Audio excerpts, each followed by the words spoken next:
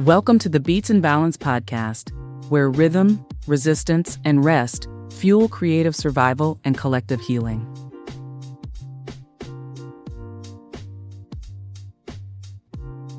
All right, so on this episode of Beats and Balance podcast, I'm joined by Dr. Kim D. Harris, affectionately known as Dr. Kimme, a multidisciplinary artist, educator, and cultural storyteller whose work lives at the intersection of identity, resilience, and liberation. As an Afro-Indigenous woman, Dr. Kimme uses her creative practice to explore the lived experiences of women of color, navigating the promises and pressures of so-called American dream. Through visual art, folk tradition, and a deep commitment to authenticity, she offers spaces of healing that are both personal and collective. In this conversation, we talk about burnout, mental health, and the role of the arts as a healing modality, especially for Black and Brown women, holding it all together in systems that really hold them.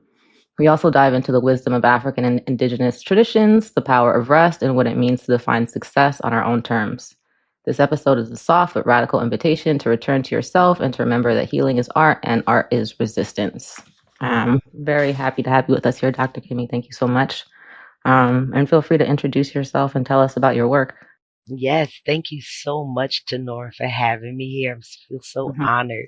Yes, I am an educator, multidisciplinary artist, all what you shared, a certified yoga instructor. And my goal right now, I'm a 25-year breast cancer survivor. Oh, congratulations. That's deep. Thank you. And my goal right now is to connect with others, basically planting seeds of radical self-love. I do that through yoga, art, and storytelling. Sometimes people term it as the Yaz effect, but I find it to be three areas where individuals can really tap into their inner self. And I've had people in my session sometimes cry. Usually we end in a self-hug, but the whole goal is just to plant seeds of radical self-love and self-worth. That's beautiful. Is this something that came about after your journey with cancer? Was this born through that, or was it something that you've been doing kind of your whole life? Well, I have to say that it's something that I've been doing on and off throughout my whole life. When I lived in Jamaica for 10 years, I was the curator of the National Museum West in Montego Bay at Sam Sharp Square. But where I live, my village, I call it my village, Liti, it's in country. My daughter said we're living off the grid. So we were up on this hill, but I offered a 2-week free summer camp, use my own money. Would I do that again? No. But would I do it again? Maybe yes, because of the joy of seeing the faces. We had a book bag drive. I trained some people to come over from America to spend time with us and to help me do the camp. Even in that mode, still trying to connect to others. And yes, it was camp, it was self-love, but we gave them plant-based foods. We talked about life skills. We had Dr. Amir Whitaker from California come all the way from there to Jamaica to share his sentiment and the importance of the drum. Djembe drum and how it's been stripped from us as a people. So I'm constantly trying to connect with others, but currently I'm in South Florida and just basically picking up the torch, different environment, different vibe. So, different opportunities. So I'm just really have my feet to the ground and just running. Yeah, that's amazing. I think all those things that you talked about, it's wild because that's kind of what Beats and Balance is built on. This was also my wife just recently passed from cancer. Oh, I'm so sorry to hear that. Yeah, I appreciate that. But like this project was kind of built out of that. So that's why when you mentioned being a cancer survivor, I was like, oh, it's interesting how something so traumatic can also lead you to a path that is the opposite of that and can be something that's so healing. And it's in line with all the kind of same things that we talk about and that we're passionate about, which is like inner child healing and focusing on joy and preventative medicine in terms of like eating right and making sure that you're living in balance and things like that. So I think all these things are super, super important for the world. How do you deal with your own your own like work-life balance? How do you respond to burnout in your life and then are able to still kind of do this work for other people? Wow, that question there. Well, I am currently growing through burnout. I teach art from my comeback to America. It's been like going on 3 years in February. I teach art to elementary school children, kindergarten through fifth. I love doing that. It's my passion and it's my purpose. But the part that I don't enjoy and what causes the burnout is dealing with admin. That whole systemic structure of basically, for me, I look at it as control and conquest. It violates a lot of times my personal sovereignty, which I'm really big on that. I'm just going to put it out there. Sometimes people say, oh, don't tell your age. I'm 63 years old and I am an advocate for personal sovereignty at this point. Yeah. It's so important, especially when addressing burnout. So for me, that work balance, with what I do, technically we are to start back to work July 31st. I'm preparing my mind for that. But at the same time, over the summer, I have nurtured so many things that align with my passion and my purpose that right now, any opportunities that come up is a priority. So, yes, I have my job. I'm not going to abandon it. But if an opportunity comes up where I can escape, to Nora, trust me, I'm going to seize that opportunity. I feel that. So my balance basically is my art. I look forward to getting off work, to come home, to embrace, take a deep dive into any projects that I have going on, which I have a show coming up in September. Okay. September 28th, 2025, at Island Space Caribbean Museum here in Broward County, Florida. The name of it is A Stitch in Time. Oh, I like that. An Afrofuturistic tribute to breast cancer warriors. Oh, I love that. Thank you. And I was hesitant at first, but I'll be honest, Tenor, I had a different focus with it at the beginning. And I was awoken one night. Seriously, I would just think I'm crazy, but I seriously was awoken one night. And I feel like it was spirit telling me that your approach right now is boring. And I remember sitting up in the bed, and then it just came to me where they whispered to me, let me give that honor. I've always been into sci-fi. From a little girl, my dad would push this thing about there's aliens. There's people from other planets. How do you know that I'm not one? And I was like, Daddy, stop. But I used to tell him, no matter what, I still love you. But in growing, watching different things, I'm passionate about sci-fi, Octavia Butler, I'm there. So this show is, yes, breast cancer warriors. It's not a lot of lecture. I have relocated or refound my oncologist after 25 years. He's not with the hospital that all of this healing took place. But I tell you, give thanks for Google. Things are just a Google away.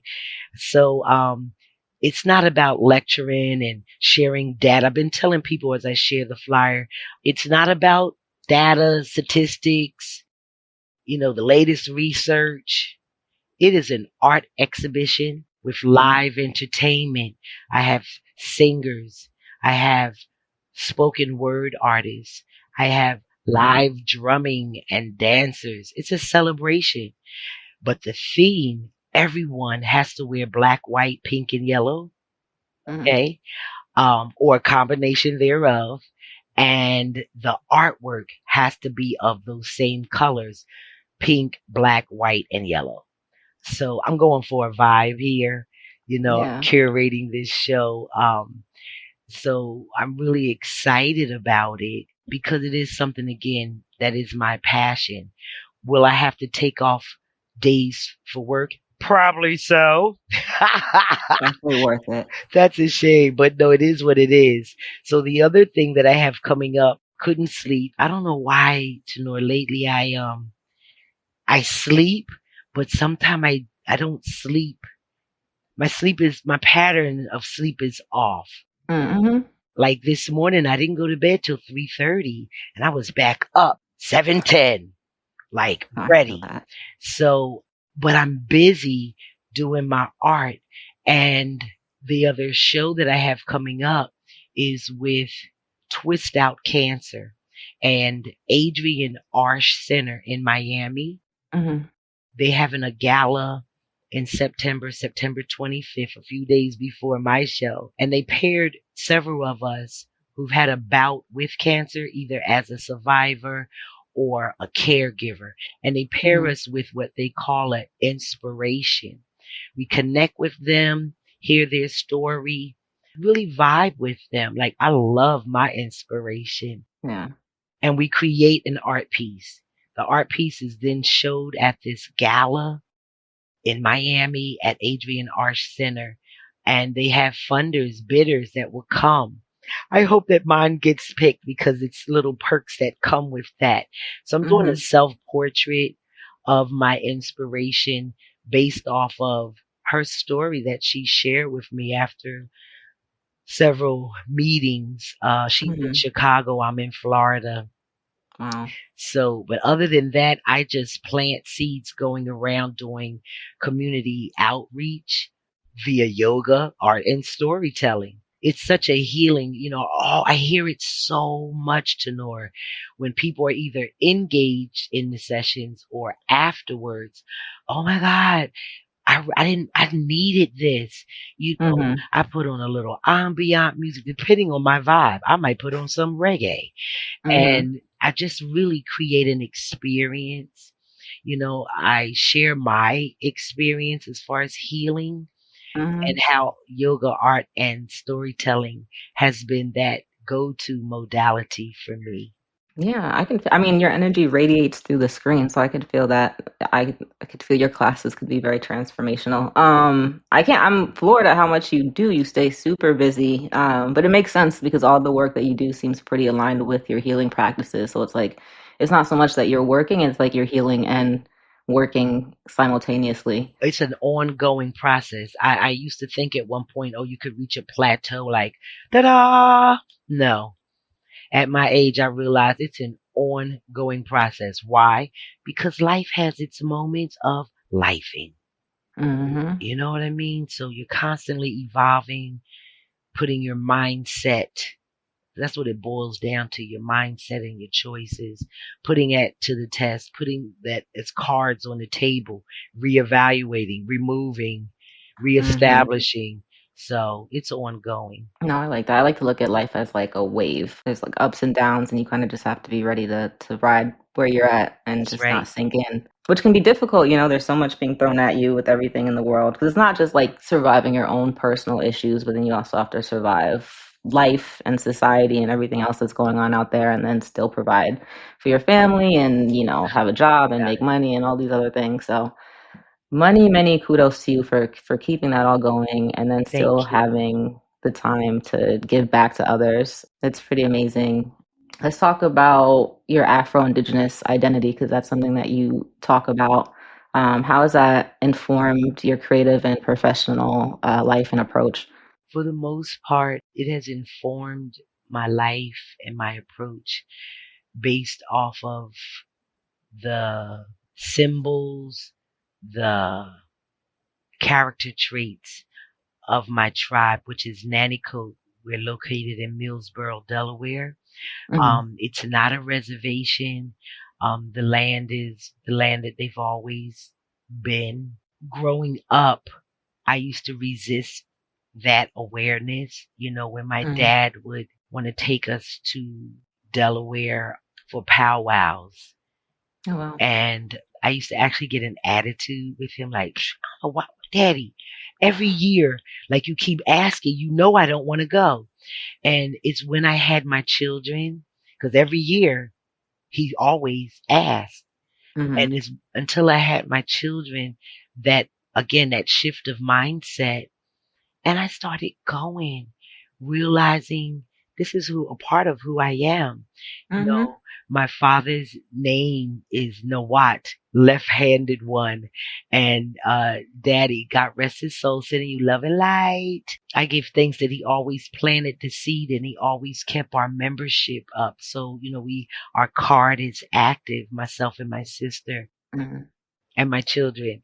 But it has informed me in a way, especially for how the world is going on, having something to feel connected to, having Mm-hmm. something to go home to, especially spiritually, you know. And even though I know there are many of my people's traditions that I am not aware of because of how I was brought up, again, lifing regarding my parents, Mm-hmm. but I've always sought out information, tribal meetings. Even though I'm in Florida, they're so far away, just to try to kind of maintain that awareness. But it has informed me that one day, I don't know when, but I'm going to go and visit, because the last time I was there, I was young with Mm-hmm. my grandmother, my dad, and that experience is just awesome. Have you ever gone to a powwow? Yeah, yeah, I have. My family actually is Black and Indigenous from upstate New York. Okay. And so that was something that was also like I was brought to powwows when I was younger.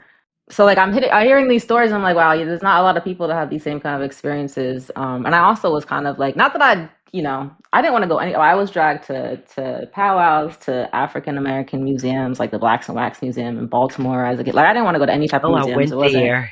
Yeah, so like my family was very big on the you're gonna learn your history. And I'm very appreciative to that to this day. But as a kid, you're just like, I wanna be outside with my friends. Thank you. But yeah, like it is something that you take for granted, and it's something that a lot of people don't know and appreciate. And I'm listening to you talk about that, and I'm hearing you talk about, waking up at 3 o'clock in the morning, and I'm like, well, now that makes sense. You have that like shaman connection where you're getting those downloads from spirit at 3 o'clock in the morning, and it's when your art is coming through. And I have that same kind of sleep schedule where it's like I'll be in bed at 9, I'm up at 2, 3 o'clock in the morning, back in bed again at 6, up at 7. Yeah. But like I wake up, I get these ideas, and then I kind of just go with it. And I think that when you're living in alignment with your ancestors and your spirit and your culture, as opposed to like this capitalist structure that says like you need to have like a 9 to 5 and that's the structure of life and that's the only way it can be, it kind of allows you to tap into other things and other kind of wavelengths and other ideas, that I think you miss when you're just like in the grind and kind of like in the rat race and you're just focused on what they tell you should be focused on. So I think it's really amazing to hear that like so many other people that I've had these conversations with are kind of like also having these experiences. And it just speaks to me that there is this like This kind of like we're all force. kind of tapped in. Yeah. Yeah. This energy, and everything is energy, Mm-hmm. Seriously. I tell my students that, and some people don't get it though. I realize that as well. But no, it's all good. Yeah, no, I think more and more people, I think it's becoming more and more mainstream, more and more people are waking up to and talking about it. Like my grandmother, my great grandmother, she was if you see a picture of her as a kid, she looks like Pocahontas, like long, long braids. But she was raised Pentecostal, and so I was raised Pentecostal with her. And so like some of these terms she would think of as like witchcraft. But when I think about the things that she used to do, like she was always the person that everybody called when they were gonna pass, like 2, 3 o'clock in the morning, she's getting called to go to the hospital. And nobody in the town is like passing unless she's there. And I'm like, that was her like spiritual gift. Like she was definitely the person that was like walking people between realms. She would never talk about it in that way because everything was Right. seen through this lens of like Pentecostal, whatever, whatever. But like, I'm like, this lady had definite like spiritual gifts. Spirit And have it its makes way of sense. showing up, because my grandmother, she wouldn't like to be to say, but when I think of her as an individual, she was a hoodoo woman. Mm-hmm. Okay. You go to her with certain can't sleep. I've always had that issue. I remember a time my grandmother told me, clean my room good, especially get in the corners, get the little camphor, and put a glass bowl of water underneath of my bed. Mm-hmm. You know, I never questioned her. And it wasn't until I was like 14 when I realized I thought everybody went to the Botanica with their grandmother. Mm-hmm. But she was a church woman. You know, she was a mother of the church. So I Mm-hmm. feel that again because of the societal pressures and coming from, she was born 1918. So coming Mm-hmm. from that era, it was safe for her to be who she was under the umbrella of the church. You know, I Yeah, that really was my believe grandmother that. too. What an honor. Yeah, it's amazing. I went to Morocco. I did my study abroad there, and I was staying with a family, in this old village. And I Wow. got sick while I was there, and one of the things that they had me do was they cut up onion and put it in my socks. And I was like, "Oh, my nana, my nana does this back home." So it's like all these same kind of like tools, connections to like the culture that we don't even realize that was passed down. Like there's these people on this continent all the way over here, and they're practicing Muslims. They're not even thinking about any of this other stuff, but they have these old Traditions, traditions that are passed on rituals. from forever long ago, and we all have the same kind of connection. They actually came to America and met my grandma there, and it was like the connection between them was so wild. They didn't speak the same language, but there was just like this like Energy. instant Energy.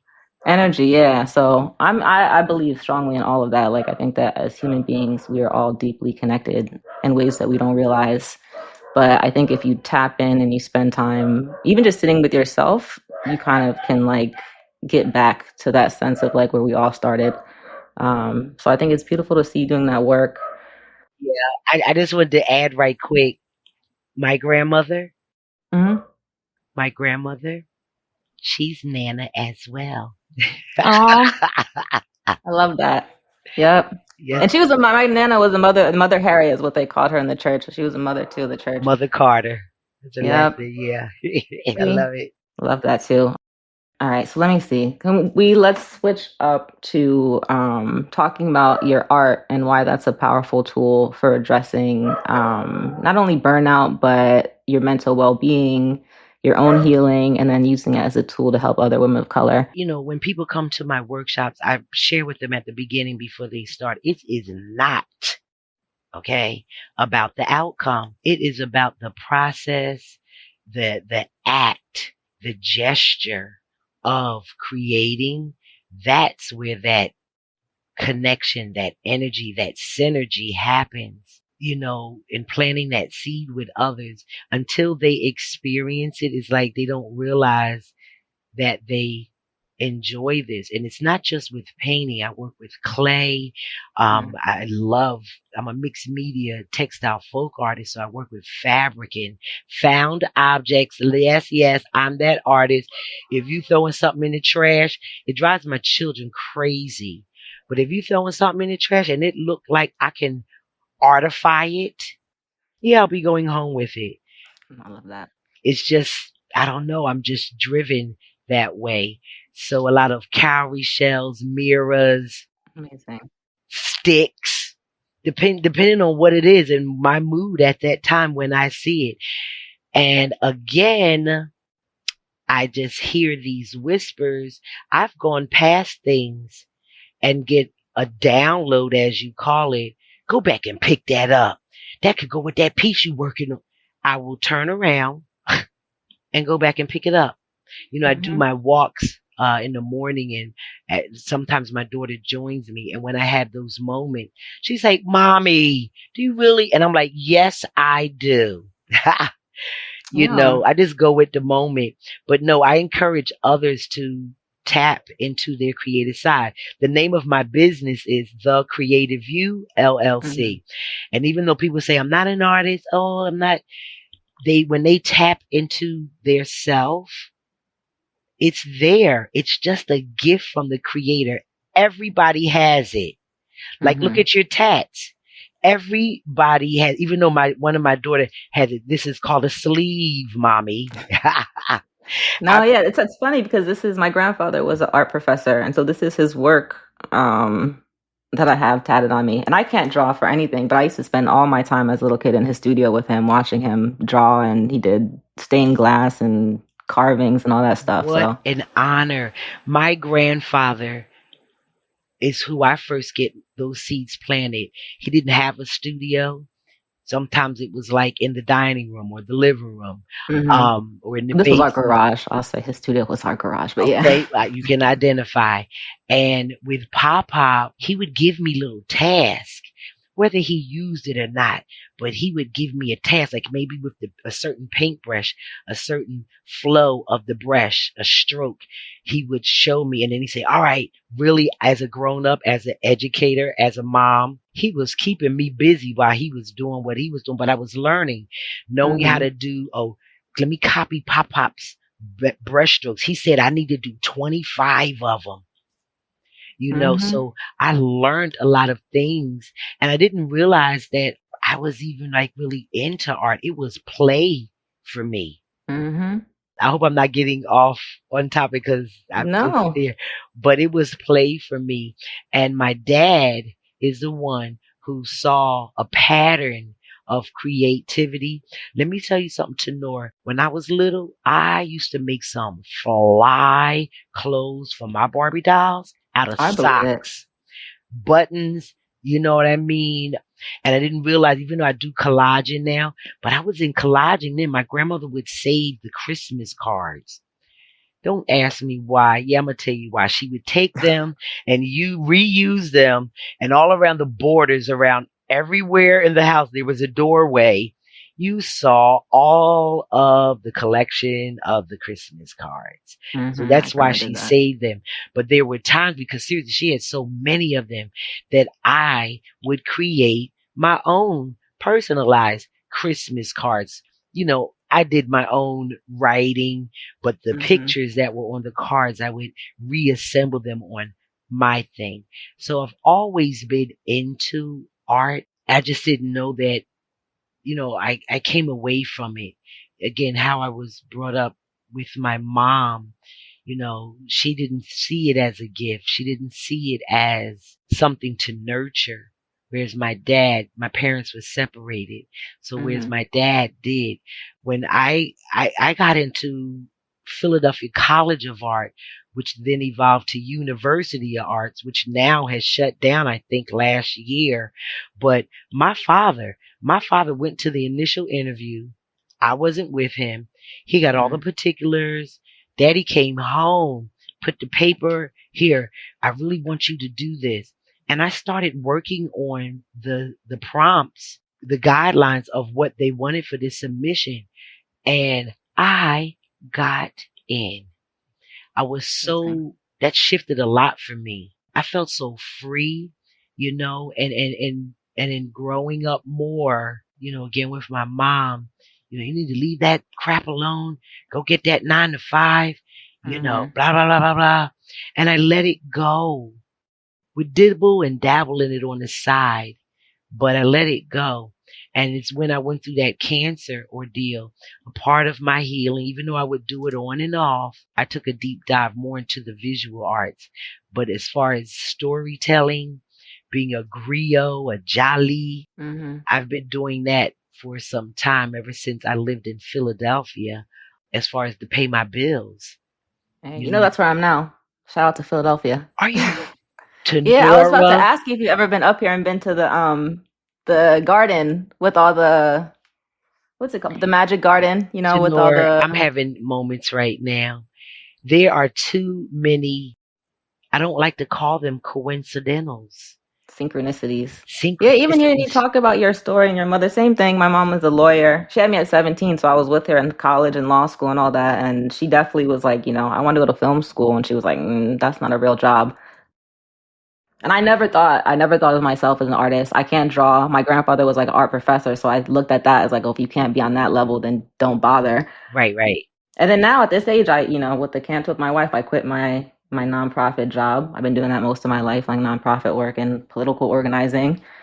And I was like, I'm just going to go for it and start, DJing is what I did for fun. And I'm starting to do it for more than fun, and starting this podcast and bringing other creators together and calling myself a creator, even though I used to work as a writer and did all these creative things my whole life, owning that title. Yeah. And it came really through the journey of watching my wife go through cancer, seeing her struggles. My wife was a professor, English professor. Okay. And she struggled to call herself a writer. And I was like, well, damn, like if you know what I mean, like if you have imposter syndrome, then what? Like, I think Let me it's tell you just it's something. I just a did a thing. performance last Friday. My friend Alana DaCosta is an awesome singer, court curator. Her show was Secret Asylum, Madhouse, or Mm. Sanctuary. And I submitted artwork. I manipulated the American flag and painted it red, black, and green and added my sentiment as a Afro-Indigenous woman in America. But I wrote this piece that dealt with mental well-being. Really, I wrote this piece out of a situation when I first came back to America and I didn't have anywhere to live, kind of homeless. Basically, I say homeless because it wasn't my own. I had a room and a house where other people lived. Mm-hmm. Horrible situation, such a wake up call, and I was walking with a wounded soul. So this piece I wrote for that, and it had been over 15 years, Tenor, since I've actually performed live, because that's what I used to do as a storyteller. Girl, let me tell you something. The reception, and I'm not trying to pat myself on the back. I am just want to encourage others to go for it. Yeah. Okay. And the reception that I received from the audience, people that were there that I know for a long time. I even saw students there. Oh my God, talking about telling on my age, that are now grown ups that are into the arts. And I felt so hugged, like literally people were hugging me. I felt so hugged to my spirit that I said, I didn't say, whispered, spirit whispered to me, you know you need to do start doing this again. You was making good money doing this. I don't know why you put this on the back burner. Love that. Now I'm back going to start nurturing that and doing that because I'm trying to escape the classroom, Tenor, I feel you. just because of the every 2 weeks, that consistency. But I tell myself, if I'm such a good worker for other places that I've worked for, Tenor, wouldn't I be a good worker for myself? That's how I ended up here. I think I think it's a sign for us all. Yeah. So I really believe, even though technically I'm to start back work July 31st, this is going to be my last year. I'm using it to save money, rationalizing it, but no, I'm using it to save money and to get things that I need, invest in things that I need so that when I'm not working, I have things that I can use to bring in money. Because seriously, my mom didn't understand it. My father got it, even though daddy was like, because I started having children, about the job thing. But as a creative, that's always been the first priority for me. And I always would work part time. I'm Mm-hmm. working full time now. And I have I know. moments, and, especially for how I lived when I lived in Jamaica. I wasn't in AC. They pumped. Okay, that's a whole nother episode. But all of them little subtleties contribute to my burnout. I find myself settling, sacrificing my personal sovereignty. Like I literally layer clothes so that I don't freeze inside this building. Mm-hmm. I'm used to being in Jamaica. I'm used to getting that sun juice dripping And on vitamin me, D. that vitamin E, Mm. it's just a different thing. Okay, okay. Go ahead to the next question because I start feeling the little burnout symptoms. It's like dun dun dun dun dun dun dun dun dun dun dun dun dun dun, No, dun. And I gotta I just feel you. breathe. I feel you. I think you're on the right track. It seems like no matter what you do, your art and your healing and your spirit, it shines through. So I would believe that for you. If you say this is your last year, I think it's your last year. I really believe you can make anything. You're already doing it, so it's like you just have to take that leap of faith and just boom, And just do it. you're there. Yeah, And exactly. when you say that leap of faith, I remember when all my family, my mom and my father, thought I was crazy when I shared with them that I'm moving to Jamaica. They Mm-hmm. literally thought I was joking because it's a place that I traveled every year, several times throughout the year. And when I graduated with my doctorate, and I waited another year for my daughter to graduate with her bachelor's. I love that. But all the while I was preparing myself. And yes, I did pack up my place, got that container, a train container, and packed up my stuff. And we went. And I too went on a leap of faith. Okay. I needed to feel a new zest for life. You know, I was coming out of the cancer situation because when I was in school getting my doctorate, I was growing through cancer. You know, some days I was sick as a dog, if a dog could be that sick.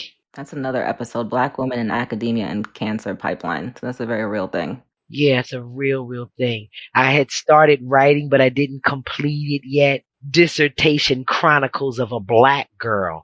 G-U-R-L. I purposely misspelled it. But, yeah, that's a whole nother focus. No, it's real. Yeah.